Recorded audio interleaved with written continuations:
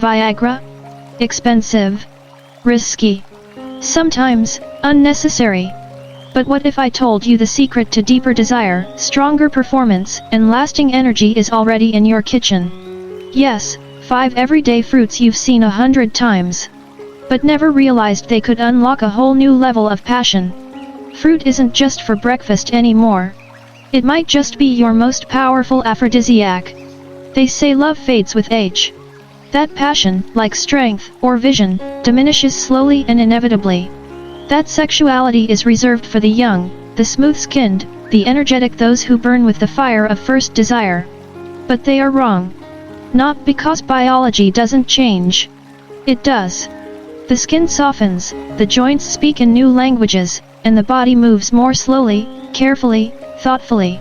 But inside that slower rhythm lives something deeper, a tenderness earned through decades, a longing no less powerful than in youth, only quieter, wiser, more sacred. You see, intimacy after 60 is not a shadow of what once was. It is the quiet revolution of the heart. A reclaiming of joy not despite the years, but because of them. In my years of research, speaking with hundreds of older adults across different cultures, I've learned something few dare to say out loud. The need for touch, connection, and sexual closeness does not disappear with age. In fact, for many, it becomes even more meaningful, more spiritual, more healing. Because after a lifetime of noise, pressure, and performance, intimacy becomes less about conquering and more about being. And when two people both carrying the weight and beauty of their years come together not for validation, but for presence. Not to prove youth, but to feel life. That, to me, is one of the purest expressions of human connection. In our youth, intimacy often carries expectation, frequency, performance, achievement. But in later life, if we allow it, sex can become a meditation, a ritual of tenderness, of listening, of simply holding space for one another. I met a couple in their early 70s, married over 40 years. She laughed and told me, "We don't make love like we used to. But when he rubs my feet before bed, or brushes my hair in silence, I feel more desired than ever." This is not about biology. It is about presence. Yes, hormonal changes occur. Testosterone drops. Estrogen fluctuates. For many, desire becomes less urgent but also less burdened by ego. And in that shift, something beautiful can happen. Sex becomes an expression of trust, not urgency. It becomes slow, honest, imperfect, real. Some may ask, but is it healthy? Yes. In more ways than we often imagine. Studies show that older adults who remain sexually active however they define it report lower rates of depression and anxiety, better sleep quality, improved blood pressure regulation, a deeper sense of emotional well-being, and more importantly, they report feeling alive. They feel seen, touched, remembered, loved. But still, many older adults carry shame. Why? Because society tells them that their sexuality expired like a carton of milk, invisible after 60. We do not speak of older desire on television. We do not teach doctors to ask about intimacy after menopause or prostate surgery. We do not show images of wrinkled hands holding each other with longing. And yet, there are millions quietly, tenderly living their truth. Finding love anew. Or rediscovering it after decades. Not always through intercourse but through presence. Through breath. Through skin. Let me tell you something I have come to believe deeply. Sexuality in old age is not a taboo. It is a triumph. It is proof that even after grief, illness, change, and loss, the body still remembers how to love. And love, at its most sacred, is not in the act but in the way we look at one another. In the gentle curiosity that says, "I still want to know you." In the courage to touch again, even with hands that shake. Of course, this path is not without challenge. For some, illness steals sensation. For others, medication dulls desire. Joint pain, dry skin, fatigue, all real, all present. But none of them mean intimacy must end. Only that it must evolve. One man told me, after his second heart surgery, "I can't make love the way I did when I was 40. But I've learned to kiss like I never did back then." slowly. With everything I've got. He smiled, and his wife blushed. And in that blush lived more youth than any gym could provide. There is also grief.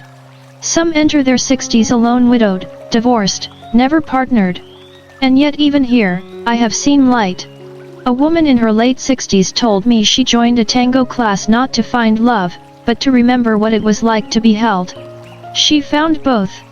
So to anyone watching this who wonders, quietly, is it still okay to want this? Let me say clearly, yes. It is not only okay, it is human. You are not broken. You are not selfish.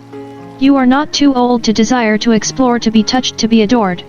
What changes is not the need, but the language. Intimacy might now speak in slower rhythms. Longer pauses. More laughter. More tears. It might mean lying side by side, fully clothed, whispering truths you never dared speak before. It might mean learning each other's bodies again, with awe instead of urgency. With patience instead of pressure. And if you're in a partnership, it means talking. Not just about what works or doesn't, but about what you long for. About fears. About boundaries. About what brings you joy. Because intimacy is not just what happens in the bedroom, it's what happens in the kitchen, the hallway, the quiet moments between sentences. It's how you wash the dishes together. How you say good morning. How you listen. And for those without partners, intimacy is still yours. Through self-connection. Through touch.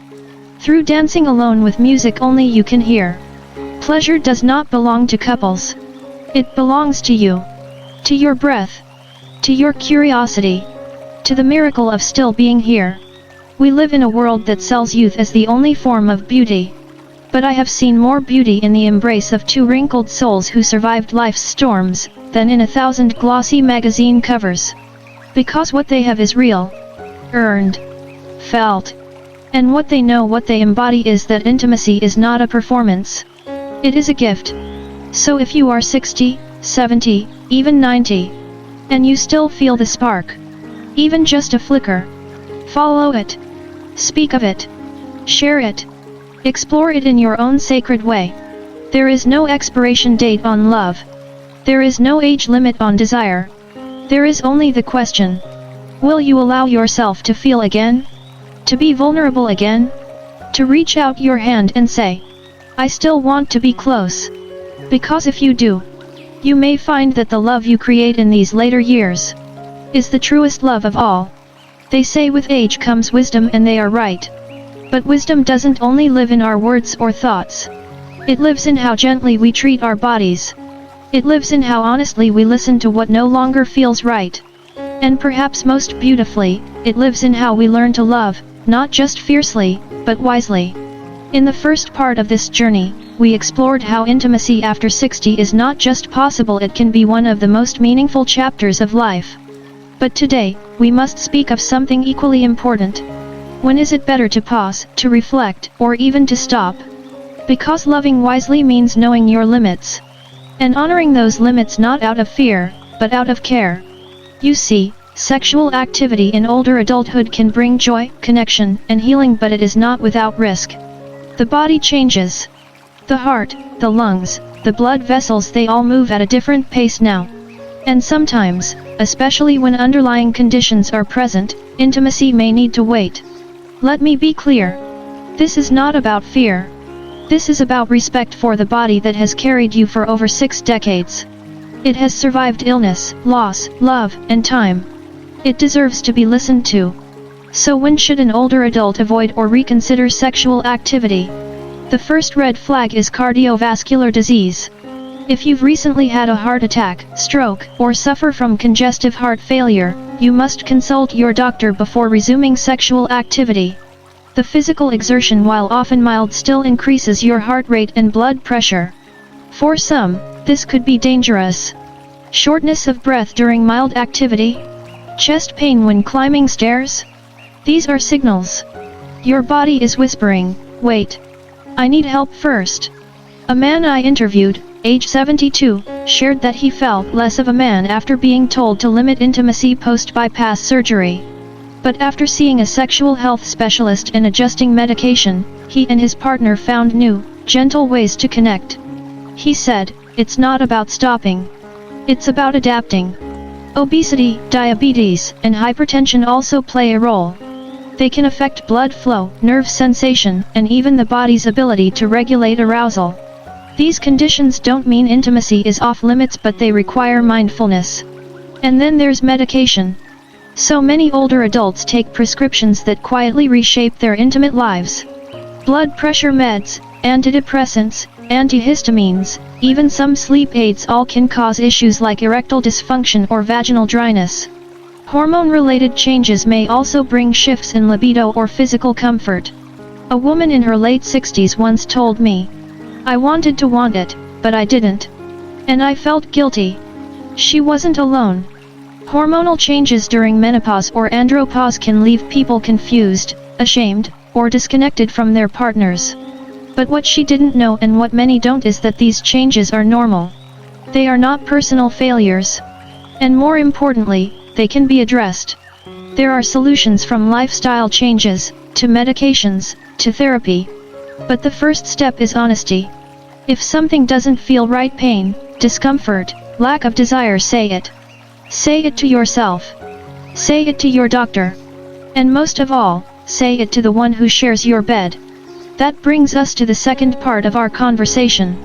And perhaps the most sacred part. Communication. Consent. The golden keys. In youth, many of us were never taught how to talk about sex. We were expected to know or to just figure it out.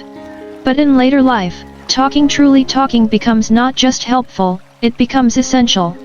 Bodies change. So do emotions. What once excited you might now feel strange. What once hurt might now bring comfort. You are not who you were at 30, and that's okay. But how will your partner know, unless you tell them? Talk about your desires. Talk about your limits. Talk about what has changed and what has stayed. A long married couple I met had just started exploring sensual massage together. The husband, 75, joked, "We're beginners again." But then he said something profound. "I never really listened to her body before. Now, I listen with my hands." That is intimacy. Not just the act, but the attention. And then consent. Even in the most loving, long-term relationships, consent matters. Age doesn't make it disappear. In fact, as vulnerability increases physically and emotionally, it becomes more sacred. Consent is not just saying yes or no. It's the ongoing conversation of the body and the heart. It's being allowed to change your mind. It's feeling safe enough to say, "Not tonight." And knowing that this no will be met with love, not guilt.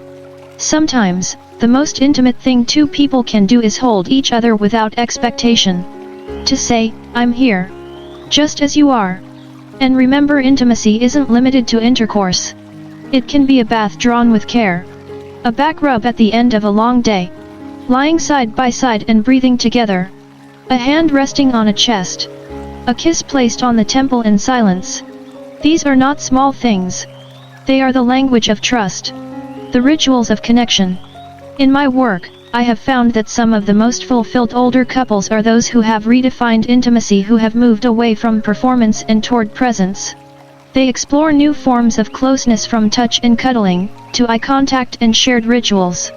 And sometimes, just talking about old memories brings a closeness that no touch can replace. Of course, there are difficult conversations too. What if one partner wants intimacy, and the other doesn't? What if one has illness, and the other feels lonely? These moments require deep compassion. Resisting shame. Opening space. And sometimes, seeking support from a therapist, a counselor, a support group. You do not have to face this alone. I once sat with a woman whose husband had Parkinson's. She missed their physical intimacy. He, embarrassed by his limitations, withdrew. But through months of gentle conversation and with the help of a trained sexual health therapist, they found their way back to one another. Not as they were before, but as they were now. Older. Slower. Still deeply in love. So let me say this plainly, from one human heart to another. You are not broken if your body says not now. You are not selfish if your heart says I still want to feel. You are allowed to pause. You are allowed to adapt. You are allowed to reinvent what intimacy means to you. This is not the end of the story. It is a rewriting a gentler, deeper, perhaps more beautiful chapter than you ever imagined. Intimacy in later life is not about what you can or can't do. It's about what you're willing to explore. What you're willing to say. What you're willing to feel, with honesty, with consent, with love. So check in with your body. Speak to your doctor. Open your heart to your partner. And most of all, listen. Because your body is still speaking. Your heart is still alive. Your longing is still sacred. And when treated with care, that longing can bloom again. Not as fire, perhaps, but as a gentle warmth that stays through the night.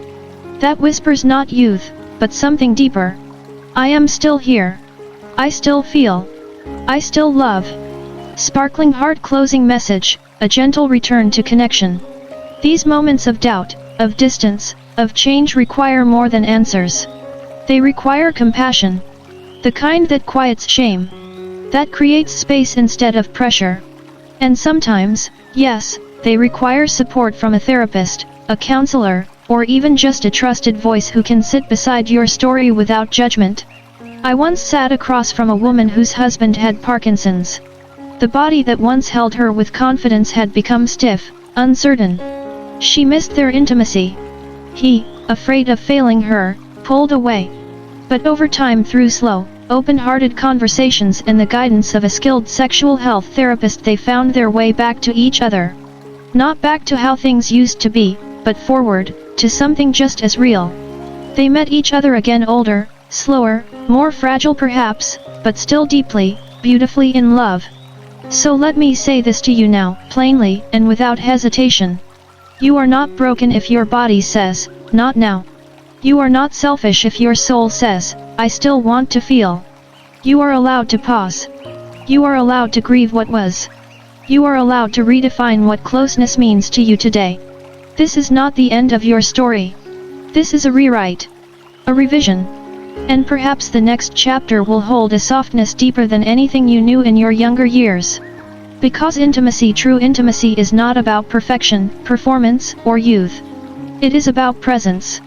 About what you are willing to explore. About what you dare to feel and say with honesty, with consent, with love. So check in with your body. Speak gently to your partner. Consult your doctor. Ask for help if you need it. And most of all, listen. Because your body is still speaking. Your heart is still alive. Your longing is still sacred. And when honored, that longing doesn't need to burn like fire. Sometimes, it returns as a steady warmth, a quiet glow that lasts through the night. A whisper not of youth, but of something wiser. I am still here. I still feel. I still love.